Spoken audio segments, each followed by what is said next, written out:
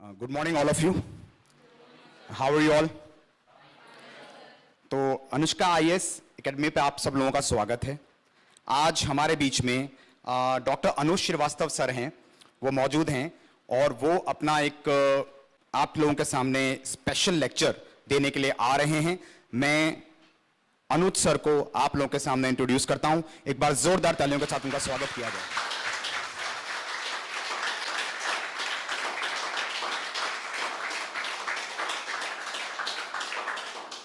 Kindly please take your seat. Sir हमारे बीच में हैं। अनुज सर ने फॉरेन पॉलिसी में डॉक्टरेट किया हुआ है और प्रेजेंटली ये फैकल्टी हेड हैं गवर्नमेंट सिविल सर्विस प्रोजेक्ट्स के। सर को 12 इयर्स का एक्सपीरियंस है और अनुष्का आईएएस के साथ सर का जुड़ाव पिछले 6 सालों से है। सर जो सब्जेक्ट लेते हैं वो है PSIR, इंटरनल सिक्योरिटी के। He is one of the best faculty of the India और ये हम सबका सौभाग्य है कि सर यहाँ पर इंटरनल सिक्योरिटी अनुष्का आईएएस पे ले रहे हैं।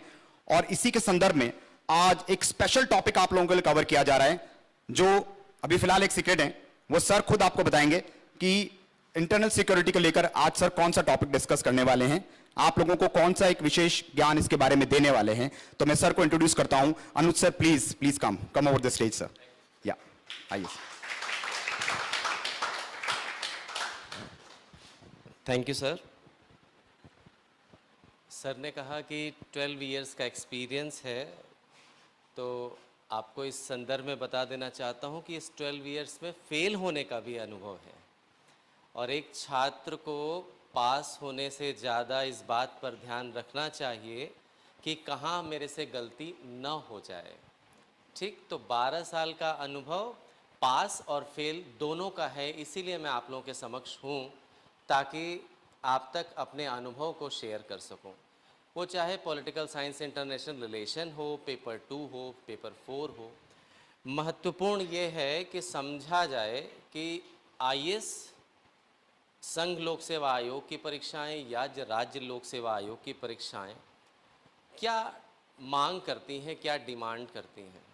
आज नहीं, मैं काफ़ी विगत सालों से ये बातें कहता चला आ रहा हूँ कि अध्ययन का सुसंगठित होना, सुनियोजित होना बहुत आवश्यक है।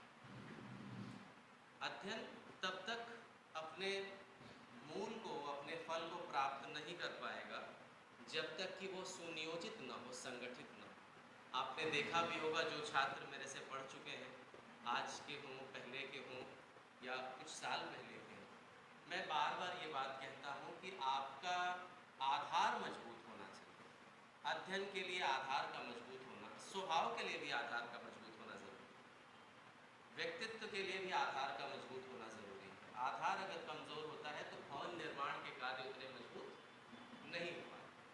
और जिस परीक्षा की तैयारी में हम लोग हैं, जैसा कि हम सामान्य भाषा में कहते हैं आईएएस की तैयारी में हम लोग हैं, आईएएस की तैयारी का एक पहला चरण है सुसंगठित और सुनियोजित। आपके विचार, आपकी तैयारी, आपका परिश्रम, आपका अध्ययन एक क्रमबद्ध तरीके से होना चाहिए। एक कमिटमेंट, एक प्रतिबद्धता होनी चाहिए कि मुझे स्वयं को जवाब देना है, अपने माता पिता को जवाब देना है, संगठन को जवाब देना है, अपने समाज को जवाब देना है। क्यों?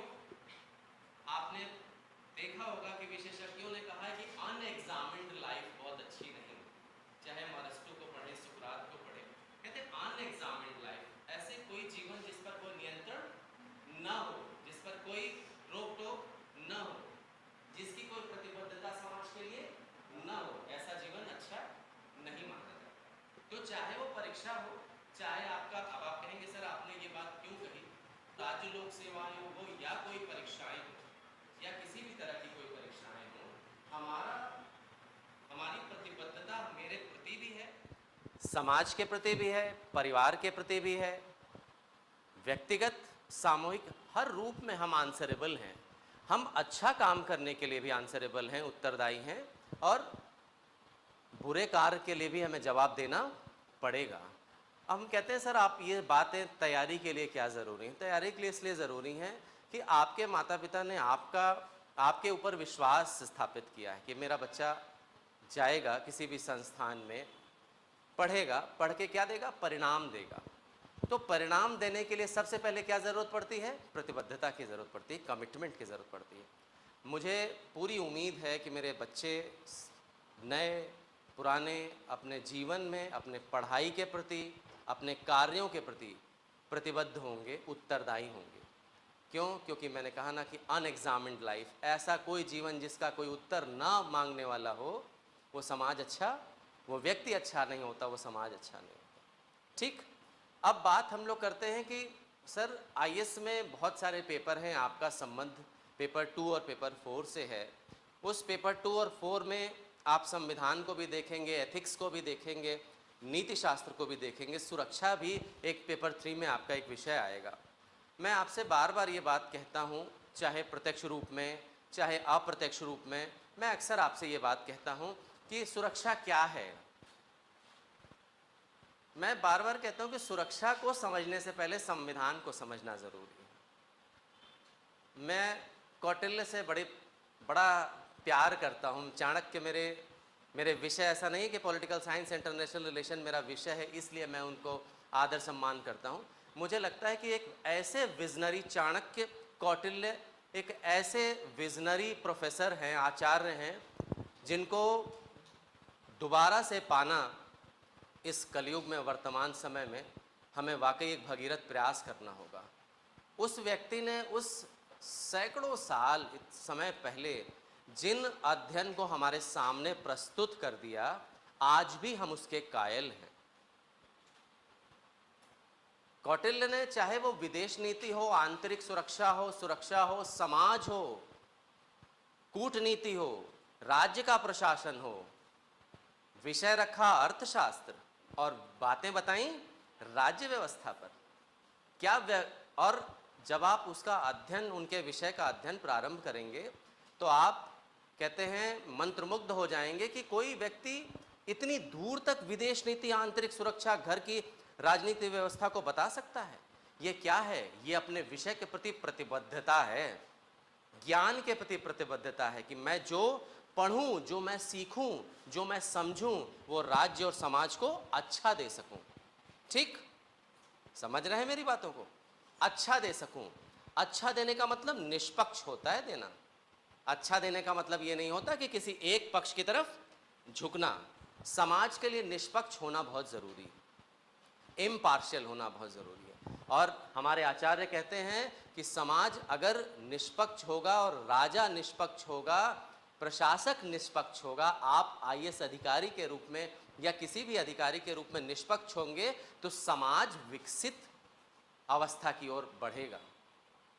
वर्तमान अवस्था आपसे नहीं छिपी हुई है।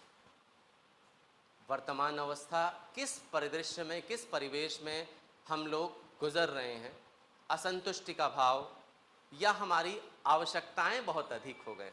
असंतुष्टि कहना उतना उचित नहीं होगा क्योंकि हमारे मार्शल और बड़े अर्थशास्त्रियों ने बात कही है कि आवश्यकताएं अनंत हैं। बहुत सारे अर्थशास्त्रियों ने बात कही कि आवश्यकताएं अनंत हैं, हमारी आवश्यकताएं बहुत असीमित हो सकती हैं।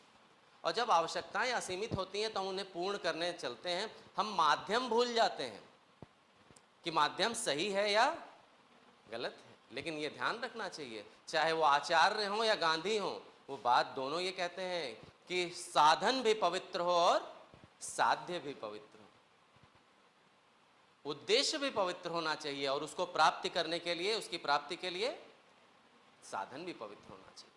ठीक, तो इन बातों को, साधन पवित्र है, साध्य पवित्र है, तो हमारे उद्देश्य की पूर्ति में मार्ग और वातावरण सहायक होगा।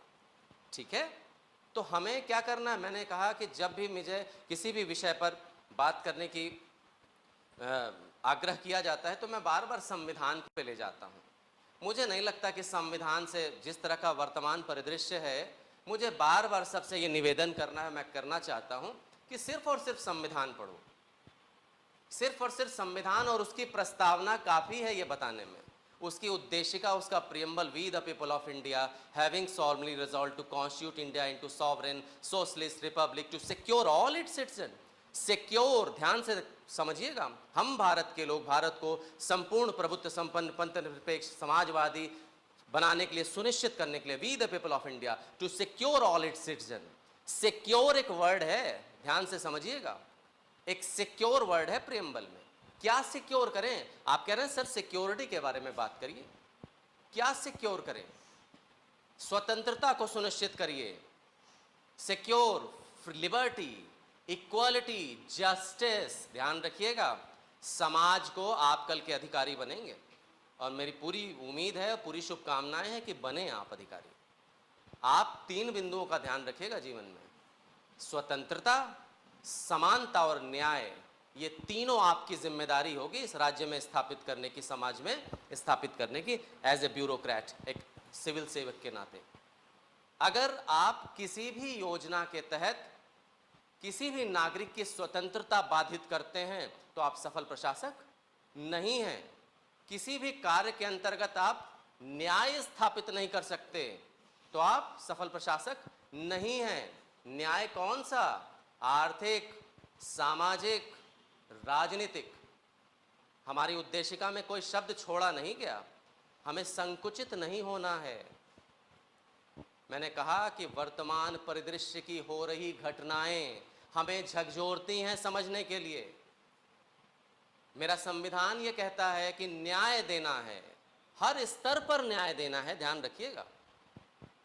सामाजिक न्याय भी होगा, राजनीतिक न्याय भी होगा, आर्थिक न्याय भी होगा। किसी भी स्तर पर किसी भी प्रकार की असमानता, अन्याय को बर्दाश्त नहीं किया जाएगा।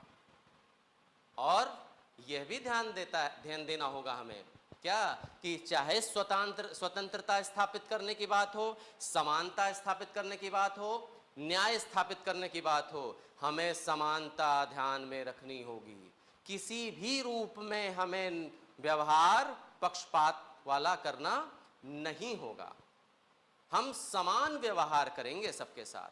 और इन 3 महत्वपूर्ण बिंदुओं को, टू सिक्योर वर्ड है, सुरक्षित करेंगे, स्वतंत्रता, समानता और न्याय को। जब भी समाज में ये 3 बिंदु, ये 3 पिलर कमजोर पड़ेंगे, समाज अपनी व्यवस्था से कमजोर होगा। जब न्याय सामाजिक, राजनीतिक, आर्थिक स्तर पर कमजोर पड़ेगा तो शायद, मैं शायद कह रहा हूं, मुझे नहीं पता कि होगा या नहीं होगा, शायद अगर इन 3 बिंदुओं में से किसी भी पिलर, किसी भी स्तंभ में कमी रह गई तो समाज सुसंगठित या स्वस्थ रहने में उसे दिक्कत आएगी। अगर किसी को न्याय नहीं मिला, वह मार्ग गलत अपना सकता है। नहीं, संविधान स्पष्ट व्याख्या करता है, किसी भी व्यक्ति को असहमत होने का अधिकार है, कानून हाथ में लेने का अधिकार नहीं है। यह संदेश सब तक जाना चाहिए, वो विद्यार्थी हो, आमजन हो, हमारे लिए सर्वोपरि संविधान है। संविधान से बड़ा कुछ नहीं, कोई धर्म नहीं। मैं अपनी कक्षाओं में भी कहता हूं, आरबीसी, रेड ब्लड सेल्स, मेरे भी वही है, आपके भी वही है। शायद जो कक्षा से बाहर, सेमिनार से बाहर होगा, उसका भी चेक किया जाए तो मुझे लगता है कि विज्ञान तीसरा कोई आरबीसी दे नहीं सकता। हम सब समान हैं। संविधान इस चीज की गारंटी दे रहा है कि हम संविधान में समानता स्थापित करेंगे, किसी भी स्तर पर भेदभावपूर्ण व्यवहार नहीं करेंगे। हमारे लिए धर्म, मूल, वंश, जाति, लिंग का कोई भेदभाव नहीं होगा। हम न धर्म के आधार पर, न लिंग के आधार पर, न जाति के आधार पर कोई भेदभाव नहीं करेंगे। समझिएगा ध्यान से। और जब भेदभाव नहीं होगा, इसका मतलब समाज को, व्यक्ति को, नागरिक को न्याय पूर्ण मिल रहा होगा। तो कानून, विधि व्यवस्था को हाथ में नहीं लेना, विधि सम्मत कार्य करना, अपने दायित्वों की पूर्ति करना और अपनी असंतुष्टि पे संविधान द्वारा दिए गए, अपनी असंतुष्टि पर संविधान द्वारा दिए गए, सुझाए गए मार्गों को सुनिश्चित कराना ही हमारी विधि सम्मत प्रक्रिया का पालन होगा। ठीक? तो हम हमेशा स्वयं को भी सूचित करेंगे, अपने साथियों को भी सूचित करेंगे, अपने और हमसे जुड़े हुए आम जन हैं उनको भी बताएंगे कि संविधान से बड़ा कुछ भी नहीं। रही बात सुरक्षा की, न बात, हमें सुरक्षा का भय नहीं होना चाहिए अगर हमारा समाज सब स्वस्थ है। लेकिन आप कहेंगे सर ये प्रायोगिक नहीं है, भय होता है। मैं कहता हूं कि आंतरिक सुरक्षा हो या बाह्य सुरक्षा हो, सुरक्षा में सबसे महत्वपूर्ण है मानसिक सुरक्षा को स्थापित करना। मेंटली आप फील कर सकें कि मैं अपने समाज, देश, राज्य, स्थान, जनपद, तहसील में सुरक्षित हूं। इसके लिए क्या जरूरत है? इसके लिए सिर्फ पुलिस क्या कर सकती है? सिर्फ पुलिस हमें सुरक्षा दे सकती है? नहीं, पुलिस सिर्फ सुरक्षा नहीं दे सकती इतनी बड़ी आबादी पे। पुलिस एक मानसिक सहायता है। इतनी बड़ी आबादी पर पुलिस एक मानसिक सहायता है। सबसे बड़ा दायित्व तो कहां से प्रारंभ होता है? सबसे बड़ा दायित्व तो समाज से, परिवार से प्रारंभ होता है। माँ बाप अपने बच्चे को सुरक्षा की गारंटी देते हैं, समाज अपने सदस्य को सुरक्षा की गारंटी देता है और यह सुनिश्चित करता है कि किसी तरह का भेदभाव नहीं होगा, अन्याय नहीं होगा। जिस समय भेदभाव होगा, अन्याय होगा, सुरक्षा में खतरा आएगा। इसीलिए कौटिल्य कहते हैं, मुझे शायद पूरी बात याद न हो, अपने कुछ सूत्रों में कौटिल्य आचार्य कहते हैं, सुखस्य मूलः धर्मः, धर्मस्य मूलः अर्थः, अर्थस्य मूलः राज्यम, राज्यस्य मूलः इंद्रिय विजयम। शायद याद रह गया, गलती से मेरे को पूरा नहीं याद। ठीक, अब देखिए, कह रहे हैं कह रहे हैं सुख का मूल धर्म है। अब आप कहेंगे सर धर्म, धर्म तो हम सर्वधर्म संभाव, धर्म क्या सिखाता है? धर्म अच्छा करना सिखाता है, गलत करना नहीं सिखाता। यह अध्ययन करना पड़ेगा सभी को, कोई भी धर्म हो। धर्म का आधार हमें सत्य, अच्छाई की शिक्षा देना है, कोई गलत शिक्षा, कोई नकारात्मक शिक्षा नहीं देना है। सुखस्य मूलः धर्म, धर्म के अंतर्गत कार्य करेंगे तो सुख की प्राप्ति होगी। यहां धर्म हिंदू मुस्लिम सिख ईसाई नहीं, यहां तो सुख हिंदू मुस्लिम सिख ईसाई सब आपस में भाई भाई। सुखस्य मूलः धर्म, सुख का मूल क्या है? धर्म है। धर्म का मतलब होता है सही कार्य करना, अच्छे कार्य करना, अवैधानिक कार्य न करना। और फिर कह रहा है कि सर सुखस्य मूलः धर्म, धर्म से मूलः अर्थ, तो सर धर्म का मूल अर्थ है क्या? पैसा है क्या? नहीं, कोई अर्थ तो है, लेकिन अर्थ के साथ अनर्थ ना हो, अर्थ के साथ अनर्थ ना हो। फिर कहे अर्थ के साथ, अर्थ से मूल राज्यम, इसका मतलब राज्य कैसे चलेगा? हमारे उपदेश से राज्य चलेगा? नहीं, राज्य को चलाने के लिए क्या चाहिए? साधन, अर्थ चाहिए। लेकिन ध्यान रखिएगा, ये आचार्य हैं, कौटिल्य हैं, सबसे बड़े ज्ञाता हैं। क्या कह रहे हैं कि राज्य, और उसका अर्थ क्या कहते हैं? इंद्रिय विजयम। अपने चौथे सूत्र में कहते हैं इंद्रिय विजयम, मतलब इंद्रियों पर विजय करना। अपने संदेश को यहां से समापन की ओर ले जाऊंगा। इंद्रस्य विजयम, कह रहे हैं इंद्रियों पर आपका नियंत्रण हो। ध्यान रखिएगा, इंद्रिय नियंत्रण, आपको बताने की जरूरत नहीं है कि अपनी इंद्रियों पर नियंत्रण होना चाहिए। ऐसा नहीं है कि हम जो चाहें कहें, हम जो चाहें देखें, हम जो चाहें रसास्वादन करें, हम जो चाहें बोलें। कानून विधि सम्मत होना चाहिए। स्वतंत्रता है लेकिन युक्त युक्त है, बंधन मुक्त नहीं है।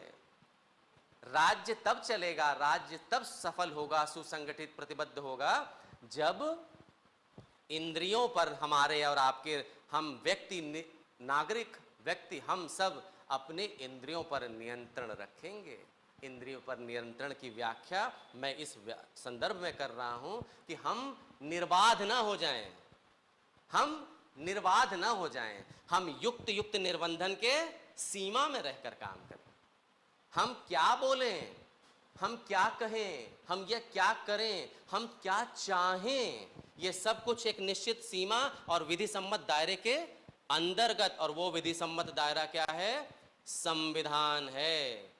हो सकता है कि हम और आप संतुष्ट न हो, संतुष्ट न होने पर हम आग्रह कर सकते हैं, निवेदन कर सकते हैं अपने माँ बाप, समाज, राज्य और सरकार से, न्यायालय से।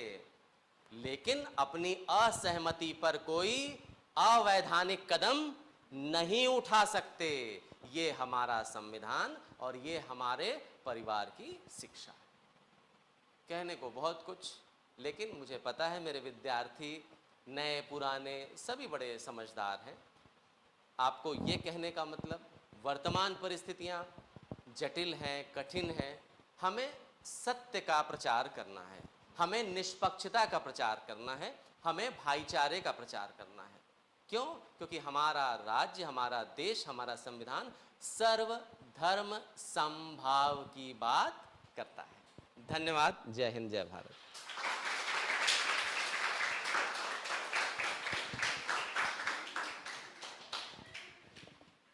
बहुत बहुत धन्यवाद सर, सभी विद्यार्थियों के तरफ से और मैनेजमेंट की तरफ से आपको बहुत बहुत शुक्रिया। बहुत अच्छी बातें सर ने बोली। एज आई स्टूडेंट आप सभी लोगों के लिए ये जानकारी बहुत काम आएगी, क्योंकि इससे आपका सब्जेक्ट के प्रति एक जुड़ाव, एक लगाव पैदा होता है, और ये आपके दिमाग को एक एक्सपर्ट लेवल पे ले जाने के लिए आपको उत्सुक रखता है हमेशा। मैं सर का शुक्रिया अदा करते हुए आप सभी स्टूडेंट्स को एक मौका देना चाहता हूं। अगर आप में से सर से इस टॉपिक से जुड़ा हुआ या आपके यूपीएससी और आईएएस से जुड़ा हुआ कोई भी प्रश्न है जो आपके मन में काफी समय से हो, तो ये एक अच्छा मंच है जहां पर आप अपना कोई प्रश्न सर के सामने पूछ सकते हैं। आप कृपया करके वहां से अपने हाथ रेज करिएगा, हैंड रेज करिएगा, मैं आपको माइक दूंगा और उस पर आप प्लीज क्वेश्चन पूछिएगा अगर आपको सर से कोई भी क्वेश्चन पूछना है। और क्वेश्चंस आपको पूछने चाहिए। बहुत सारे क्वेश्चंस हमारे मन में ऐसे होते हैं जो यहाँ से जाने के बाद आपको याद आएंगे, काश मैं ये पूछ लेता। तो ये सही टाइम है, जब आपको मौका मिल रहा है वही सही टाइम है। So don't wait for right time to come in, यही राइट टाइम है। So please raise your hand, किसी को अगर कोई क्वेश्चन पूछना है तो। एनीबडी? यस, एक बार दीपक के लिए जोरदार तालियां बजाइएगा इस प्लीज। यस दीपक, क्या आपका सवाल है? सर से पूछिए प्लीज, खड़े होकर। सर प्रीलिम्स के लिए स्पेशली कुछ अलग से कुछ फोकस करना पड़ेगा, क्योंकि इस बार का जैसे मैं पेपर देके आया था तो पेपर के अंदर बहुत सारे ऐसे टर्म्स थे जो हमें मतलब यूजुअली नोट्स के अंदर नहीं मिलते हैं। तो फिर कुछ ऐसे स्पेशल कुछ हमको कुछ करना पड़ेगा, लाइक इन डेप्थ हमको, जैसे न्यूज़पेपर पढ़ते हैं तो न्यूज़पेपर के अंदर भी मैंने ऐसा एनालाइज किया कि बहुत ज़्यादा इन डेप्थ आ रहा है, तो फिर कुछ उसके लिए स्पेशल स्ट्रैटेजी लगाई जाए या क्या किया जाए? देखिए, बहुत अच्छा सवाल है दीपक आपका, और आपने अपने प्रश्न में ही उत्तर दे दिया है। कहा है कि सर क्या इन डेप्थ करना पड़ेगा? तो मेरा अच्छे विद्यार्थी अध्यापक की आधी समस्या, मैं बार बार कहता हूं कि मैं अध्यापक नहीं, आपका सहायक हूं। आपने खुद उत्तर दे दिया कि सर इन डेप्थ जाना पड़ेगा क्या? हाँ, संघ लोक सेवा आयोग हो या राज्य लोक सेवा आयोग हो, प्रकृति बदल रही है, परीक्षा का स्तर बदल रहा है, बच्चे आने वाले जो इसमें हैं उनकी क्षमताएं और बदल रही हैं, प्रबल हो रही हैं। तो हम सबको क्या करना पड़ेगा? मैंने अपने लेक्चर में आपसे क्या कहा? आपसे कहा कि अपने प्रयास प्रतिबद्ध हों और सुसंगठित हों।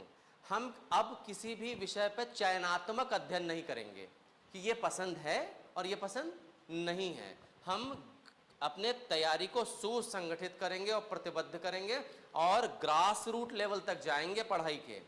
मैं बार बार कहता हूं कि कुछ मूलभूत पुस्तकें हैं, बेसिक बुक्स हैं जिनका अध्ययन आवश्यक है, ताकि आपकी बेसिक ज़रूरतें, आपकी आम समझ पूर्ण हो जाए।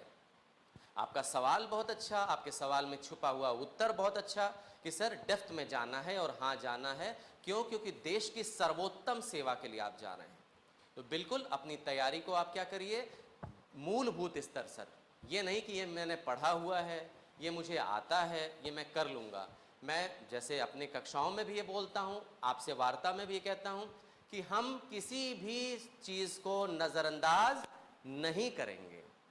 न्यूज़पेपर को भी पढ़ेंगे, अपनी किताबों को भी, पुस्तकों का भी अध्ययन करेंगे, और उन पुस्तकों का भी अध्ययन करेंगे जो हमें बाल्यकाल अवस्था में पढ़नी चाहिए थी, 11th-12th में पढ़नी चाहिए थी। तो हम सुसंगठित, इस दैट इज द वर्ड, कि ऑर्गेनाइज्ड होंगे अपनी तैयारी में, तो हमारा कार्य वैसे ही सफल हो जाएगा। अच्छे विद्यार्थी, हमारे सभी विद्यार्थी अच्छे हैं, उन सबको इस प्रश्न से प्रेरणा मिलेगी। तैयारी का स्तर सुसंगठित रखिए, आपको सफलता अपने आप मिलेगी। Thank you so much. Thank you. बहुत अच्छा प्रश्न था और उससे भी खूबसूरत सर का उत्तर था। आप में से कोई और कोई सवाल पूछना चाहेगा? प्लीज। यस, सो खुशबू के लिए एक बार जोरदार तालियां बजाइए प्लीज सभी लोग। यस खुशबू।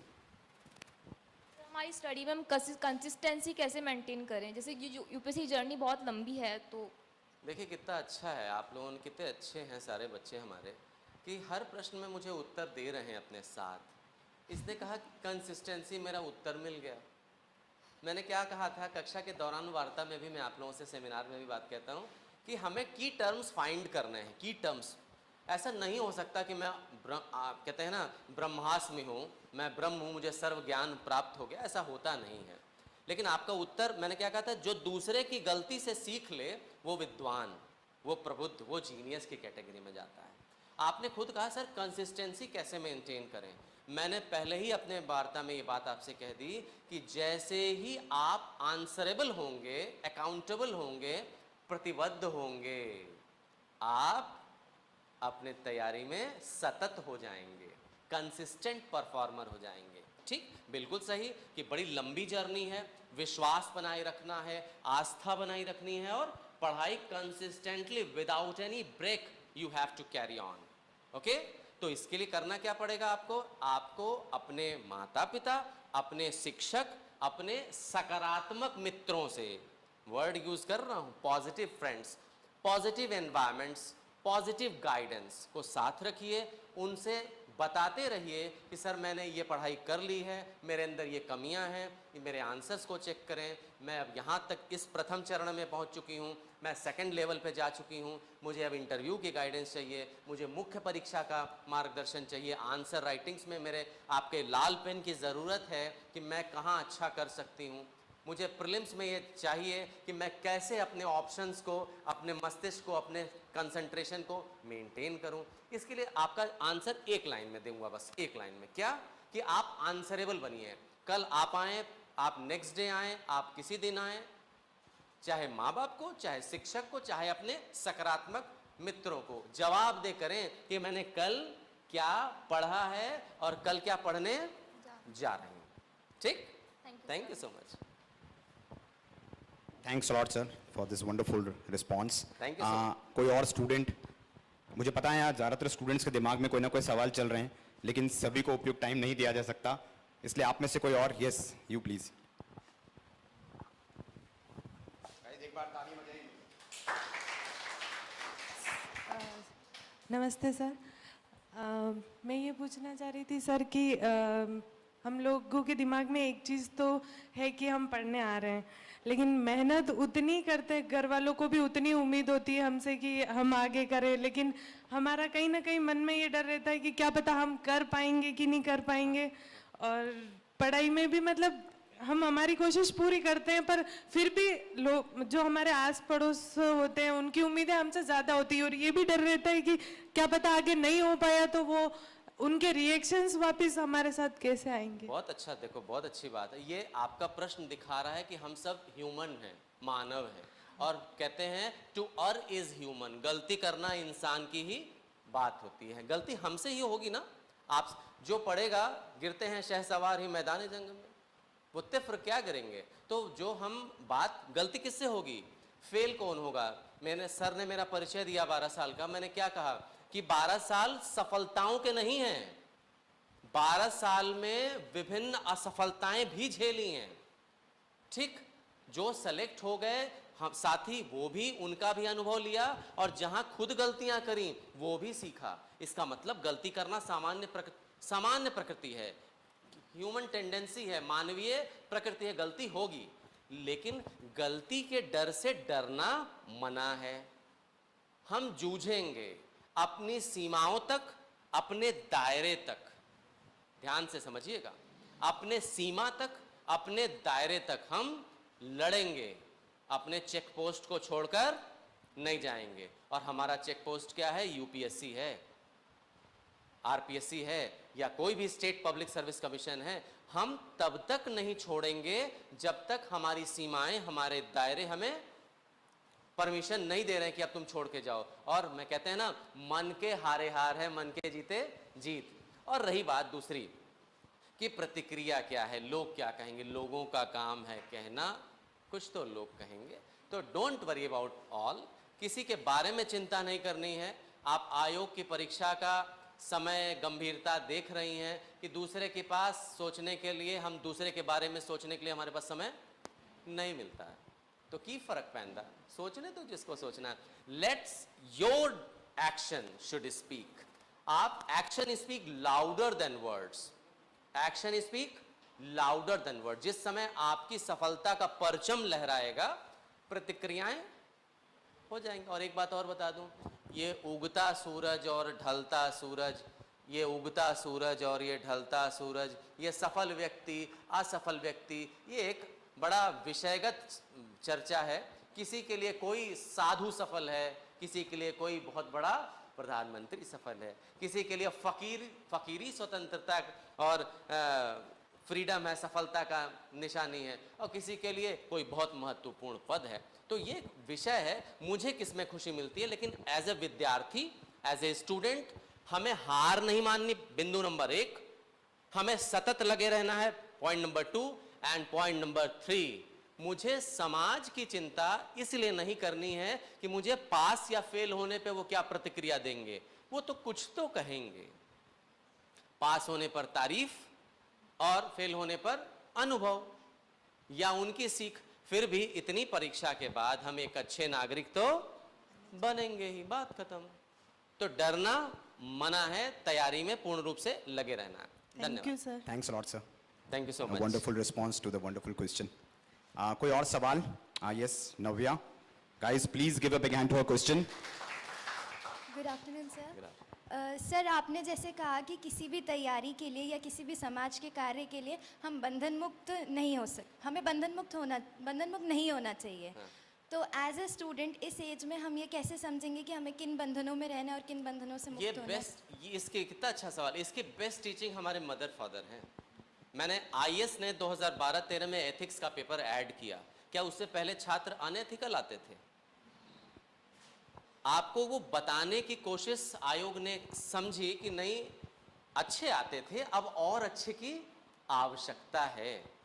अब ये कौन बताएगा सर ये अच्छा है अच्छा नहीं है? तो आप जब बहुत सारे विचारकों को पढ़ेंगे तो कहेंगे कि mother father is the first school of the child. माता पिता जो हैं बच्चे के लिए पहला विद्यालय का काम करते हैं। तो वो बताएंगे कि सही क्या है और गलत क्या है। जब आप बड़े हो जाएंगे तो वही सोसाइटी आपको बताएगी कि ये गलत क्या है और सही क्या है। और जब आप सक्षम हो जाएंगे, निर्णय लेने की स्थिति में आ जाएंगे, तो आपकी अंतरात्मा बताएगी कि मम्मी ने पढ़ने को भेजा था और मैं घूम रही हूं। यह एक सतत क्रमागत प्रक्रिया है, स्टेप बाय स्टेप प्रोसीजर है। आपको खुद ब खुद मम्मी की टीचिंग से, स्कूल की टीचिंग से, सोसाइटी की टीचिंग से और सेल्फ कंसाइंस से ये समझ में आने लगेगा कि हमें क्या करना चाहिए, क्या सही है और क्या गलत है। एक विद्यार्थी को ये जानना, एक अच्छे नागरिक को भी जानना चाहिए कि हमें क्या करना है और क्या करना नहीं है।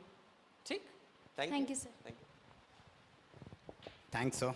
वापस मेरा वही फीडबैक रहेगा आपके इस उत्तर के लिए। बहुत अच्छा उत्तर था सर। Thank you. और स्टूडेंट्स के बहुत सारे और भी सवाल हैं, लेकिन समय की सीमितता को ध्यान में रखते हुए मैं आप सभी लोगों से माफ़ी चाहूँगा कि आप सभी के प्रश्न अभी इस प्रोग्राम में नहीं लिए जा पाएंगे, लेकिन बहुत जल्दी हम ऐसे ही एक और इंटरेक्टिव प्रोग्राम के साथ बहुत जल्दी दोबारा आएंगे और उस समय आपके बचे हुए प्रश्नों के साथ साथ और भी कुछ प्रश्न आपके मन में जो आएंगे उनके उत्तर देने का पूरा यहाँ पर प्रयास किया जाएगा। मैं पुनः एक बार अनुज सर का बहुत बहुत धन्यवाद प्रार्थी रहा हूँ। उनके मैं हमेशा इनका मैं एक फ़ैन भी रहा हूँ और उसी नज़रिए से मैं सभी स्टूडेंट की तरफ से भी अनुज सर को बहुत बहुत धन्यवाद प्रेषित करता हूँ कि उन्होंने अमूल्य समय निकाला। एक बार ज़ोरदार तालियों के साथ आपका स्वागत है।